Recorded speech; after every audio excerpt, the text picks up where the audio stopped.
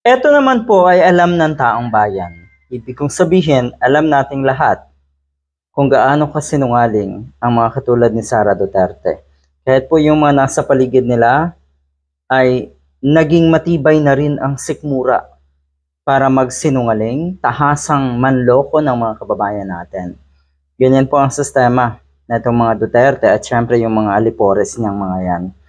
Si Senator De Lima po ay hindi na rin napigilan. Nagsalita na rin po tungkol nga dito kay Sara Duterte, tungkol doon sa hindi niya pag-take ng oath, okay? Nung umatin po sa hearing sa Kamara, etong si Tambaloslos kamakailan. Sabi ni Senator De Lima, tanging mga sinungaling lamang ang natatakot manumpa. Oo, ay hindi naman bago kasi yan sa mga katulad ni Sara Duterte. Kaakibat kasi ng pagsisinungaling ay yung kaplastikan. From being plastic itself, makikita mo na nagkukunwari ka. At ang pundasyon niyan o pinagmulan niyan ay yung ugali mo na pagiging sinungaling. Totoo naman eh. Kung talagang wala kang tinatago, hindi ka dapat matakot manumpa. Gaya ng ginawa nga natong ni Tambaloslos na ang daming rason, ang daming justification para makaligtas sa panunumpa or sa pag-take ng oath. Only those who intend to lie. Meron ka kasing intensyon na magsinungaling. Intensyon na bukod doon sa iniisip ng marami na posibleng wala kang kaalam-alam kung ano ang dapat mong isagot, dapat mong depensahan dahil hindi daw alam na itong si Tambaloslos.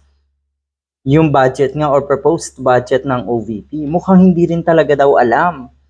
Isa yun sa mga posibleng rason. At yun nga, ang pinakamagandang rason dito, dahil may intensyon na magsinungaling. Ang mga taong sinungaling, kalimitan, maraming kabulastugan na tinatago. Ang mga yan. Gustong pagtakpan. Gustong palabasin ang sarili na sila ay biktima, sila ay malinis, sila ang maayos. Ngayon, if resource persons in legislative inquiries do not take an oath, then they are free to lie without repercussions and criminal liability.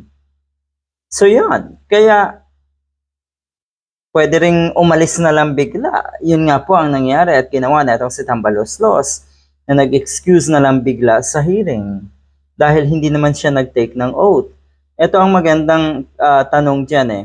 Bakit hindi nagawa ng Kongreso na ipaliwanag ng maayos kung ano yung pagkakaiba nga ng witness at resource persons? Binigyan niyo po ng chance itong si Sara Duterte na magmarunong pero mali-mali rin naman. Binigyan niyo po ng chance. Doon medyo nahanapan ng butas ang Kongreso. Binigyan ng pagkakataon para magmarunong itong si Tambaloslos. Pero yung kanyang mga palusot ay wali din. Yan. Ganoon yata ang gusto natong si Sara Duterte, ang magsinungaling. Matindi yung tipong ito ba ang gusto nyo na maging presidente? Hindi ba't kahihiyan ng ating bansa na sa mga pagsagot pa nga lang sa kanyang mga statement ay hindi na talaga makikitaan ng abilidad at dunong? Good luck.